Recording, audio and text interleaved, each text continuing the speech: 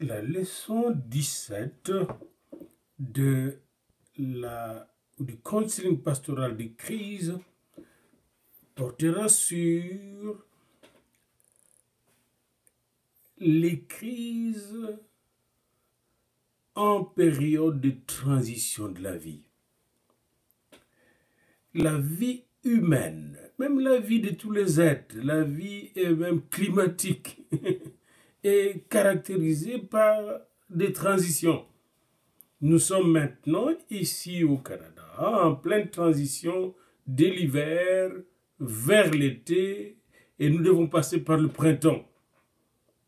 Et pendant cette période, il y a beaucoup de maladies dans notre région, dans notre pays, même au Canada, causées par cette transition climatique.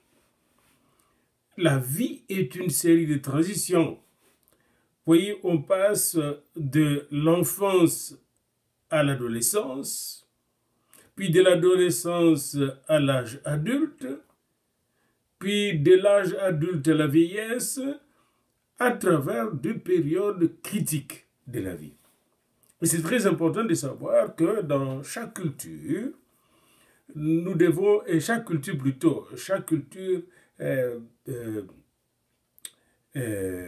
démontre ses compétences en développement humain selon la façon dont elle organise les transitions de la vie humaine. Par exemple, chez les Juifs, il y a une manière bien définie de passer, n'est-ce pas, de l'enfance à l'adolescence. Vous voyez, à 12 ans, l'enfant passe un test. Et pendant ce test de la Torah, l'enfant pose des questions sur la Torah aussi au rabbin, au docteur de la loi. Et il est en dialogue, et dans ces dialogues, on mesure, n'est-ce pas, sa maturité spirituelle et humaine, et éthique même, parce que la Torah n'est pas seulement l'ensemble des lois spirituelles, mais aussi des lois civiles, des lois sociales. C'est pas seulement des lois religieuses, mais la religion juive structure la vie sociale, la vie humaine. Et la maîtrise de la Torah est déjà un signe de maturité d'une personne. Puis on va voir comment cette personne qui maîtrise théoriquement la Torah, met en pratique la Torah, moralement la Torah. Alors très important, vous avez vu, Jésus n'a pas échappé à la loi à l'âge de 12 ans, alors que ses parents ne savaient pas où il était, et ils pensaient qu'il était perdu parmi les amis après avoir été célébré la fête de Pâques à Jérusalem.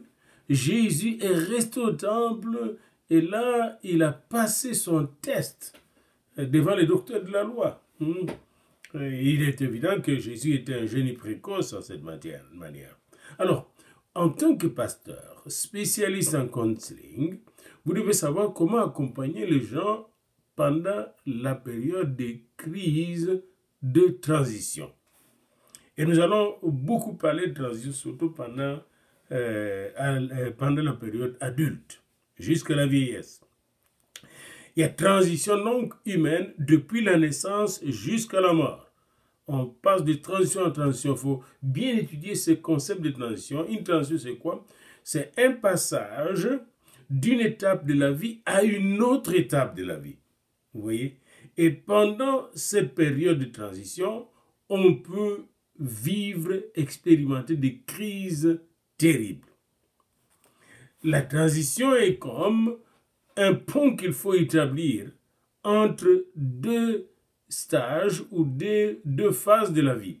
Et souvent, il n'y a pas de pont. Et chaque individu recommence. Et surtout, vous savez, dans des sociétés où il n'y a pas vraiment une éducation à la vie, et les jeunes n'ont pas été initiés à l'école de la vie par les parents, ni par les enseignants, ils ont appris des théories étrangères qui ne leur ont pas initiés à franchir les étapes de la vie jusqu'à la maturité, eh bien, il y a dans cette société beaucoup plus de crises encore de transition. Il y a aussi le passage, comme nous le verrons, de l'adulte, même quand il passe d'une phase donnée de la vie à une autre phase qui est encore une phase de maturité avancée. Et on peut passer par une crise très profonde. Nous verrons cela tout de suite dans ce cours. La vie familiale aussi correspond au cycle de la vie. Vous voyez, une famille va naître, puis va grandir, se développer, puis les enfants qui sont développés commencent à se marier pour fonder une nouvelle famille. La famille commence à maturer et à produire d'autres familles, n'est-ce pas? Puis elle va vieillir, la famille, n'est-ce pas? Les gens qui ont produit la famille vieillissent, puis ils arrivent à la mort. Et il y a des transitions individuelles, mais des transitions aussi des familles. Une famille peut partir de la pauvreté vers la richesse ou de la richesse vers la pauvreté. Encore là, un passage très très critique. Donc la famille passe aussi par des cycles de la vie et les pasteurs qui suivent des familles doivent être avertis, doivent être un connaisseur des transitions familiales. Et c'est très important. Et même s'informer sur l'histoire, les témoignages de familles qu'il suit à l'église pour savoir où se trouvent, à quelle phase de la vie se trouvent ces familles. Il y a des transitions qui précèdent le mariage, les jeunes gens qui doivent se fiancer normalement et se préparer au mariage, ils doivent accepter de faire cette transition. Il y a des gens qui, sans transition, prennent la femme, s'établissent avec la femme à la maison, puis commencent à faire des enfants. Et puis on voit des crises terribles, puis ils se séparent, ils prennent encore une autre femme. Ces gens-là vont aller de crise en crise parce qu'ils ne se sont jamais préparés, n'est-ce pas, à la vie de mariage. On peut organiser des célébrations de mariage collectives, des célébrations collectives de mariage pour ces gens-là, mais ça ne change rien tant aussi longtemps que ces gens-là n'ont pas appris à transitionner d'une étape alors du célibat vers le mariage. Alors, de la naissance à l'enfance, il y a la transition. Même l'enfant qui sort de sein maternel, il passe par une transition pour devenir un membre de notre société. Et pendant toute sa vie, il va de transition en transition, de la vie de l'enfance à la maternelle, à la garderie ici, de la garderie à la maternelle, de la maternelle à l'école, n'est-ce pas, l'école primaire, élémentaire, puis de l'élémentaire, il va passer à l'école secondaire, puis de secondaire, il va aller à l'université, ou ici souvent au collège, aux États-Unis on va community college, ici nous avons les collèges algonquins ou les cités collégiales, et dans ces collèges, les gens apprennent deux métiers très poussés, très avancés, et ils sont aussi qualifiés, même plus parfois que les universités, et ce sont des gens de collège qui font fonctionner la société. Ce n'est pas les universitaires qui font fonctionner la société, les gens oublient ça souvent. Dans l'université, on forme les gens à la recherche, tandis que dans le collège, et dans les écoles techniques et les écoles d'ingénierie, on forme les gens à l'action. Ils ont des habiletés techniques qu'ils vont accomplir toute la vie. Si vous avez besoin de construire une toilette, une maison et tout ça, vous n'aurez pas besoin de chercheurs universitaires, d'un sociologue ou d'un anthropologue ou je ne sais pas, des chimistes. Non, on a besoin des gens qui sont capables de construire des maisons, des architectes et des maçons, vous voyez, des forgerons, des plombiers, etc. Ces gens-là ont appris ces métiers pendant quelques mois ou quelques années, 2-3 années, au collège et ont de très bons salaires et vivent de leur salaire harmonieusement bien et font fonctionner la société normalement. Alors, donc il y a cette transition, la transition, n'est-ce pas, de l'âge adulte à la vieillesse. Et puis quand on commence à atteindre la vieillesse ici, ce qu'on appelle les aînés, déjà 65 ans, on commence à partir en retraite. C'est toute une transition. Il y a des gens qui ne se sont pas préparés pour la retraite. Il y a d'autres qui sont préparés pendant longtemps la retraite. Comment il va prendre sa retraite paisiblement? En plus de la pension, il a fait des réserves d'argent, il a investi, il a construit, etc. pour sa retraite où il a créé une entreprise. Et alors, pour lui, la période de la retraite serait une période bénie, une période excitante, une période vraiment... Mais parce qu'il a présenté, il a préparé sa retraite. Ces gens ont d'autres formes de crise peut-être, mais la plupart du temps, non. Il y a aussi des gens, pendant qu'ils commencent à vieillir, ils commencent à souffrir de la sénescence. La sénescence cellulaire, c'est quoi? Les vieils hommes qui atteignent un âge avancé commencent à subir un processus physiologique qui entraîne une lente dégradation des fonctions cellulaires. Dégradation des fonctions cellulaires. Cette lente dégradation des fonctions cellulaires qu'on appelle la sénescence cellulaire peut précipiter la mort de ces personnes. Alors vous allez voir, la transition est critique. De la vieillesse à la mort, c'est vraiment pas facile. Les femmes, quand elles pensent de l'enfance à l'âge adulte, pendant l'adolescence, pendant cette période de transition qu'on appelle l'adolescence, c'est une phase très critique. On voit des femmes des jeunes filles qui font 2 erreurs terribles. C'est la période où elles découvrent la sexualité, comme les jeunes gens ici, les gens découvrent la sexualité à 12 ans. Et alors là, c'est soit la pilule ou les avortements, et c'est terrible. Alors, c'est pendant cette période ici où les jeunes sont exposés au suicide, parce qu'il y a les crises d'amour dans leurs relations, ce qu'ils appellent amour. Moi, je n'appelle pas ça amour. Peut-être amour érotique, mais pas amour au sens biblique du terme, c'est-à-dire agapé. L'amour sincère, l'amour vrai n'existait pas à cet âge-là.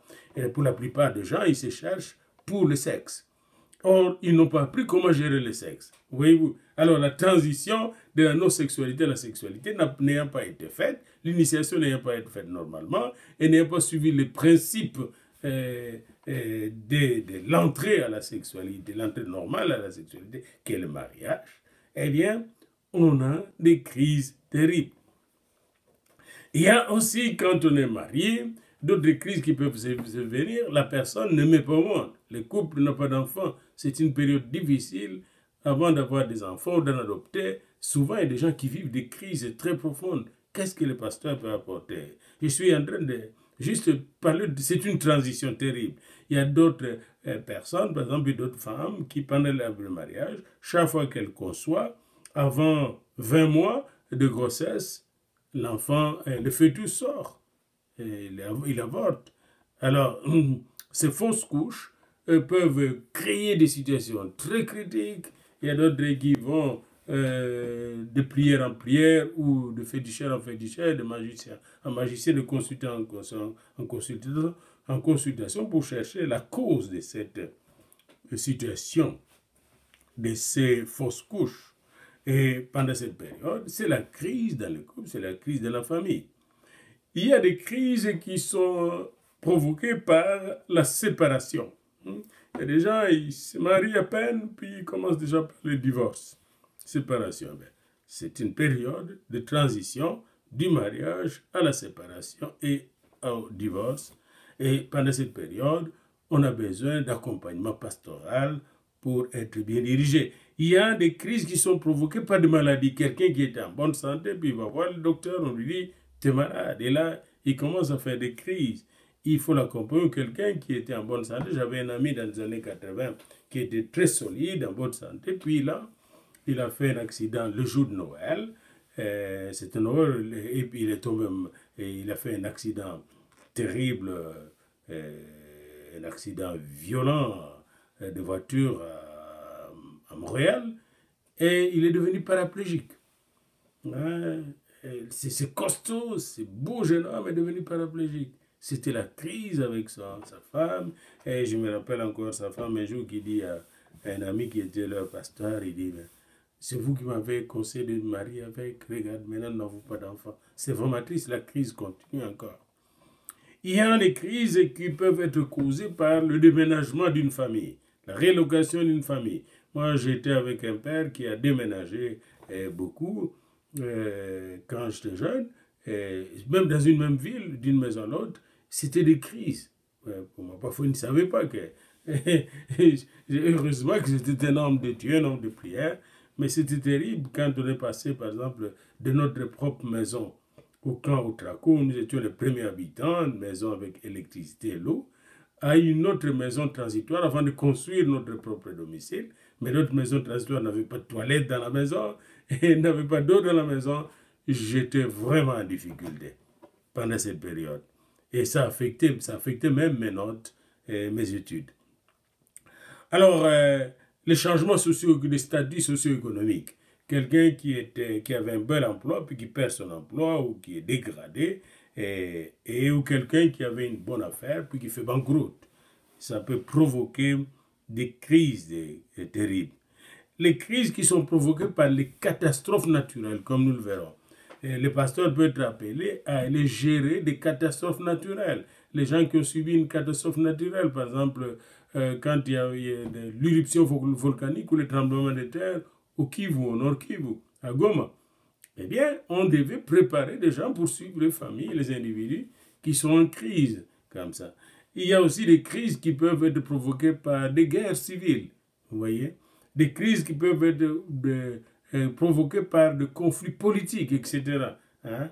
Les pasteurs doivent être préparés pour accompagner les gens qui traversent ces crises-là.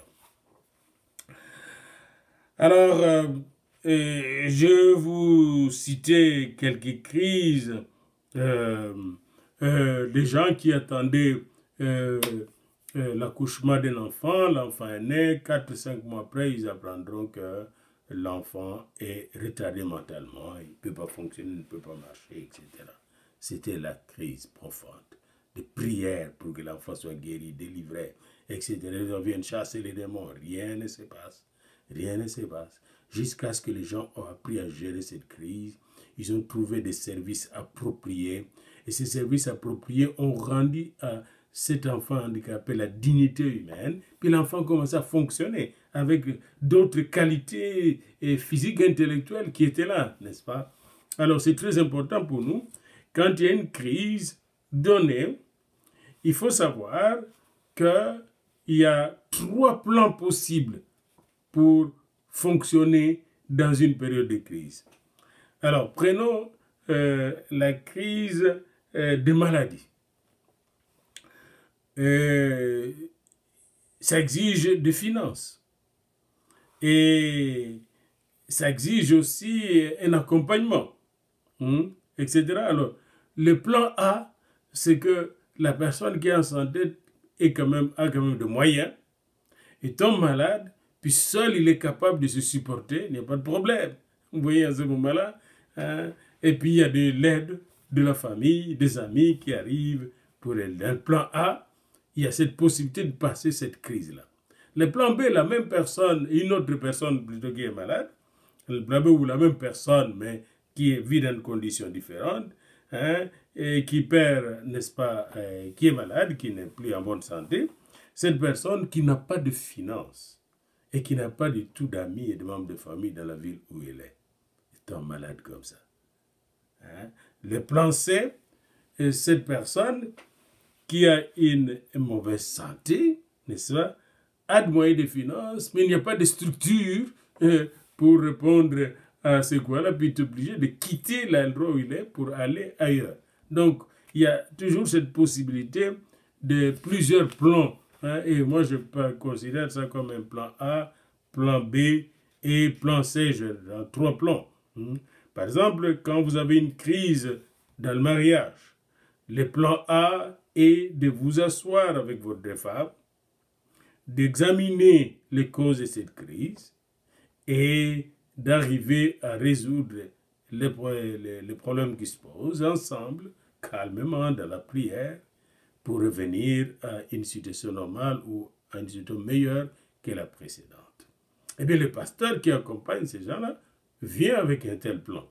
Mais en même temps, il doit avoir un plan B, au cas où ça ne fonctionne pas. Vous voyez, au cas où le plan A ne fonctionne pas, et que ces gens se décident de se séparer temporairement pour que chacun puisse, n'est-ce pas, s'examiner librement, et ça est pour savoir s'il peut revenir ou pas. Parce que pendant cette période de transition, c'est une période de réflexion, de maturation aussi, et de recherche de soi-même. Hein? Prenons quelqu'un ici qui est marié, puis qui réalise que je fais une erreur de prendre cette femme-là. Et la femme dit, je fais une erreur de prendre cet homme. Alors, nous devons nous séparer pour voir qu'est-ce qui se passe. Puis, ils ont déjà pris d'autres amis, d'autres concubins, n'est-ce pas? Et ils pensent que ce concubin, ça va lui marcher. Puis le pasteur les écoute, il dit, mais vous savez que vous êtes un adultère, ils ne veulent pas écouter le pasteur. Bon, laissez ce plan B fonctionner. Puis ils vont chacun de son côté. Oh, quelques mois après, ils reviennent au pasteur. Nous avons commis une grande erreur. Notre mariage était meilleur. Puis là, ils sont à l'écoute du pasteur, ils veulent être corrigés, ils doivent passer par une autre cure de délivrance pour que le plan A fonctionne. Donc, le plan B n'est pas nécessairement le meilleur, mais ça peut être une école par laquelle les gens vont passer pour revenir au plan A qui est le meilleur, qui est souvent le meilleur. Alors, c'est très très important pour nous de savoir que quand vous accompagnez des gens qui sont en crise, vous devez savoir, et avant tout, qu'est-ce qui s'est passé avant que cette crise n'arrive. Prenons un jeune homme qui a des difficultés à l'école et qui était intelligent apparemment, puis qui vit des difficultés terribles à l'école. Mais avant ces difficultés, qu'est-ce qui se passait? Ah, on constate peut-être que ce jeune homme avait des problèmes avec son enseignant. Et a changé d'école parce que sa famille, ses parents ont déménagé. Voyez-vous, vous commencez à voir les données concrètes plutôt, qui vous permettront de comprendre, n'est-ce pas, comment cette crise est arrivée. N'est-ce pas? Et une personne qui a une crise terrible d'adolescence, et puis vous dites, ben, avant cette crise, qu'est-ce qui est arrivé? Ah, il y a eu un divorce de ses parents. Ah, ses parents divorcés quand elle avait l'âge de 11 ans. Ah. Et alors vous commencez à examiner avec la jeune personne ce qui est arrivé au divorce, comment elle était affectée par ce divorce. Alors, et après, vous commencez à aider la personne à traverser cette période de crise en construisant des ponts qui lui permettra de passer d'une étape à l'autre. Et l'autre qui sera une étape de maturation. Alors, dans une thérapie de crise, une pastorale de crise, vous devez savoir que vous êtes considéré comme la personne qui vient avec des solutions. Mais faites très attention, vous n'êtes pas un préjudicateur ou magicien, non. Vous êtes un homme de Dieu, bien formé, et vous connaissez comment faire face à des crises parce que votre sauveur, votre maître, qui est Jésus-Christ, c'est quelqu'un qui est passé de crise en crise victorieusement. Vous voyez, hein? Et qui nous a préparé à passer de crise en crise. Nous connaissons comment les gens passent d'une crise à l'autre victorieusement si leurs yeux sont fixés sur Jésus qui est le chemin, pas seulement le chemin du ciel, mais le chemin de la vie, le chemin de la vérité, alors, et de la vie. Alors, l'essentiel pour la personne qui est en crise, c'est de réaliser dans quelle situation elle se trouve. Prenons un chrétien bien engagé de votre église qui passe par une crise financière parce qu'il ne trouve pas de l'emploi. Il a fait des études, mais il ne trouve pas de l'emploi. Voyez-vous? Eh bien, vous devez d'abord savoir quelles études il a faites. Oh, je fais la sociologie industrielle ou la sociologie rurale. Ah, vous avez fait la sociologie rurale, oui, mais ici, à quoi là? Vous allez trouver de l'emploi à Kinshasa. ou à Dakar, ou à Yaoundé, en sociologie rurale. Vous voyez, hein? Voyez-vous que votre travail de sociologue rural, c'est bien maintenant, on le met dans n'importe quel bureau. Mais la sociologie, on l'a créée d'abord pourquoi? On peut avoir fait une faculté qui ne donne pas de l'emploi. Donc, on a besoin d'aller chercher une expertise dans ces domaines ou faire un travail. Il faut savoir quand vous faites les études, quel genre d'études vous faites. Parce qu'il y a des études qui vont conduire de crise en crise. Un sociologue est d'abord un enseignant. Pour le moment, comme quand je faisais la philosophie, j'étais un enseignant, j'étais formé depuis l'école secondaire pour l'enseignement. Puis je ne cherchais pas un bureau, je cherchais à enseigner. Puis j'étais directement engagé comme enseignant, assistant, enseignant, voilà. Je fais la pédagogie pour l'enseignement, l'agrégation à l'enseignement. Quand vous faites la théologie, vous êtes d'abord un pasteur. Vous voyez, un pasteur, ce n'est pas un politicien, c'est un pasteur. Il est formé comme pasteur. Il était appelé, établi comme pasteur par le Seigneur. Voyez-vous? Et c'est très important que vous puissiez connaître votre vocation, sinon vous allez de crise en crise. Alors, notre approche, n'est-ce pas, qui consiste à ce qu'on appelle problem solving, c'est-à-dire problème-solution, qui consiste à un paradigme problème-solution, consiste d'abord à examiner le problème qui est à la base de la crise, parce qu'avec le problème vient la solution. Je viens de vous donner tantôt l'exemple des solutions pour des gens qui cherchent de l'emploi. Quelqu'un qui est bien qualifié, un ingénieur, mais qui vient de perdre son emploi. Puis, il vous dit pourquoi il vient de perdre son emploi. Vous devez analyser le problème. Puis, quand vous connaissez maintenant le problème, vous saurez comment le conseiller pour sa réorientation professionnelle. Il y a d'autres crises qui sont plus complexes. C'est la crise d'infidélité. Quelqu'un qui vient vous trouver, et j'ai déjà eu ces cas-là, beaucoup de ces cas, et qui vous dit, je suis infidèle à ma femme et c'est difficile pour moi. Puis vous demandez, quand est-ce que vous êtes marié? Je me suis marié, j'avais l'âge de 25 ans, 26 ans. Et vous savez maintenant quel âge? Je menais 37 ou 40 ans. Ah, la personne est en train de vivre ce qu'on appelle la crise de mi-temps. Ici, on l'appelle les démons de midi-vert, l'âge du milieu avant la vieillesse. Les gens qui réussissent un peu dans la société, ils ont un peu de moyens, ils sont bien, ils sont beaux, ils se habillent bien, ils ont tendance à ne pas compter sur, ils ont tendance à ne pas compter sur leur, à ne pas garder leur relation. Je m'excuse, il y avait un téléphone qui sonnait dans mon studio.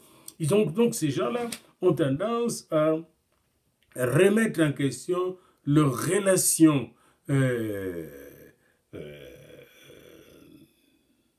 maritale, les relations conjugales, pour aller tenter ailleurs. Et on voit cela du côté des femmes comme du côté des hommes. On appelle ça la crise de mi-temps. Et beaucoup de gens deviennent infidèles pendant cette période. Comment accompagner ces personnes? Eh bien, souvent, on leur appelle à étudier, examiner les saisons de leur vie. Il y a dans la vie quelqu'un qui commence bien, il a bien étudié, il a commencé à bien travailler, c'est la belle saison de la vie.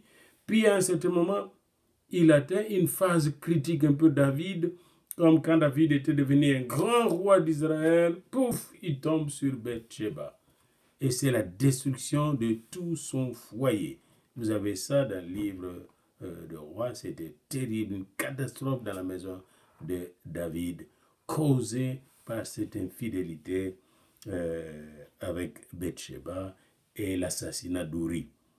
Alors, c'est très important pour nous, comme pasteurs, de savoir que c'est des choses qui peuvent se produire même dans la vie des pasteurs. La crise de mi-temps, le démon de midi, vous voyez, brusquement, une personne qui était bien calme, fidèle à sa femme, pouf, il devient infidèle, elle devient infidèle. Ou fidèle à son mari, elle devient infidèle.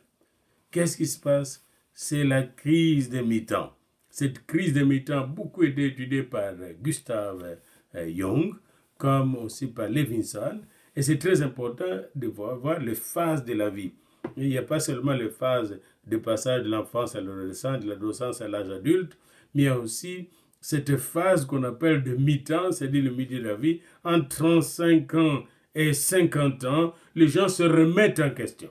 Ils remettent en question leur religion, leurs relations conjugales. Les femmes se remettent en question leur choix conjugal et veulent faire de nouveaux choix. C'est à ce moment-là que l'ennemi vient souvent détourner les gens de leur bonne voie pour les amener dans la mauvaise voie. Alors maintenant, quand vous recevez une famille en crise comme ça, l'époux ou l'épouse accuse l'époux ou l'épouse, n'est-ce pas? Et personne ne veut, n'est-ce pas, prendre ses responsabilités. Vous devez être attentif pour comprendre si cette crise de ce foyer n'est pas une crise causée par la crise de maturation. La crise qu'on appelle le démon de midi ou la crise qu'on appelle la crise de mi-temps. Alors, à ce moment-là, vous allez examiner 3 ou 4 choses. 1. Quels sont les feelings, les sentiments de ces gens? Comment se sentent-ils? Comment se sentent-ils dans leur situation conjugale, dans cette crise-là, premièrement. Deuxièmement, qu'est-ce qu'ils prétendent connaître d'eux-mêmes et de leur foyer? Par exemple, il dit, moi je pense que j'ai fait un mauvais choix en prenant cette femme ou cet homme. C'était une autre personne que j'allais prendre. Puis c'est vrai. Mais ça, vous allez voir comment ils fonctionnent sur le plan cognitif. Quelle est leur cognitivité? Troisièmement, leur comportement l'un vis-à-vis de l'autre. Est-ce qu'ils sont déjà en froid l'un vis-à-vis de l'autre, etc. La même situation peut se poser au niveau de l'emploi. Quelqu'un qui travaille bien, puis qui dit « je n'aime plus cet emploi ». Je connais quelqu'un, quand j'étais jeune, qui était un très bon travailleur de bureau, et puis qui a dit « non, moi je vais prendre le tracteur dans notre compagnie, puis commencer à travailler comme conducteur de tracteur et labourer les champs, c'est mieux pour moi ». Puis, alors, si cette personne allait trouver un counselor comme vous, comme moi, eh bien, vous devez d'abord l'écouter comment il se sent, comment il comprend la situation sur le plan cognitif et comment il se comporte. 3 choses. Comment il sent, comment il se sent dans cette situation, comment il interprète et comprend cette situation, explique cette situation, plan cognitif, et comment il se comporte dans cette situation. Si on peut comprendre les 3 niveaux, on saura alors si la destinée qu'il est en train de prendre, la direction qu'il est en train de prendre est bonne ou très risquée ou mauvaise. Dans les crises conjugales, pour revenir à la crise conjugale qui est beaucoup plus profonde, il y a aussi le fait que si les problèmes se sont accumulés, le problème de querelles, d'abus verbal, d'abus physiques dans la maison, etc., la crise est grave. Il faut, c'est tous ces comportements d'abus verbal, d'abus physique, de négligence de l'autre, etc., doivent être analysés, examinés sérieusement, parce que vous n'allez pas changer du jour au lendemain les sentiments des gens, ni leurs idées qui sont formées tout au long de leur mariage, après 10, 20 ans de mariage. S'ils sont arrivés à la conclusion que cette personne que j'ai prise en mariage, avec laquelle je me suis marié, est dangereuse, est mauvaise, elle ne me convient pas, etc., vous n'allez pas changer leurs idées si vous n'écoutez pas d'abord cette situation, vous n'analysez pas la situation, vous allez comprendre, finalement, il y aura un point commun, le manque de pardon, vous voyez, et le manque de compassion de l'autre. Alors, dès que vous saisissez d'un côté le manque de pardon de l'un vis-à-vis de l'autre, le manque de compréhension de l'autre, de support de l'autre, le manque de communication affective dans le couple. Vous voyez, les gens se communiquent, le manque de transparence, bref, le manque d'amour. Vous voyez, si vous saisissez cette crise profonde, une crise affective, une crise cognitive, une crise comportementale dans le couple, eh bien, vous saurez comment leur faire passer dès l'étape de la crise à l'étape de reconstruction harmonieuse de leur couple par la grâce de Dieu. Donc, nous sommes, en résumé, nous vivons dans une vie qui est pleine de transitions. Et à travers les transitions, il y a beaucoup de crises. Même un pays passe d'une phase politique, économique, sociale à une autre. Pour passer, par exemple, de l'Antiquité au Moyen-Âge, il y a eu des crises terribles en Europe. Et pour passer du Moyen-Âge à l'époque moderne, il y a eu des crises. Et pour passer de l'époque moderne à l'époque contemporaine, il y a eu des crises. Même dernièrement, pour passer du 20e au 21e siècle, il y a eu des crises. Et puis avec la chute des murs de Berlin, etc., l'Europe s'est préparée pour construire une nouvelle Europe. Et jusqu'à présent, cette nouvelle Europe est toujours en crise et en pleine reconstruction. Et à travers les crises, on construit des ponts pour nous aider à passer d'une phase de la vie à l'autre phase de la vie.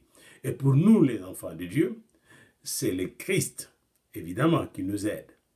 Lui qui est le chemin, la vérité, la vie, nous aide à comprendre cette crise dans laquelle nous nous trouvons. Vous connaissez la vérité et la vérité vous accomplira. Il faut connaître cette crise, connaître comment on se sent dans cette situation, comment on comprend cette situation, on interprète cette situation, comment on vit, on se comporte dans cette situation, avec qui on vit dans cette situation, et avec qui nous pouvons traverser cette situation, peut-être seul, sur de la crise de la vie à la mort, n'est-ce pas? Souvent c'est seul qu'on traverse cette crise-là.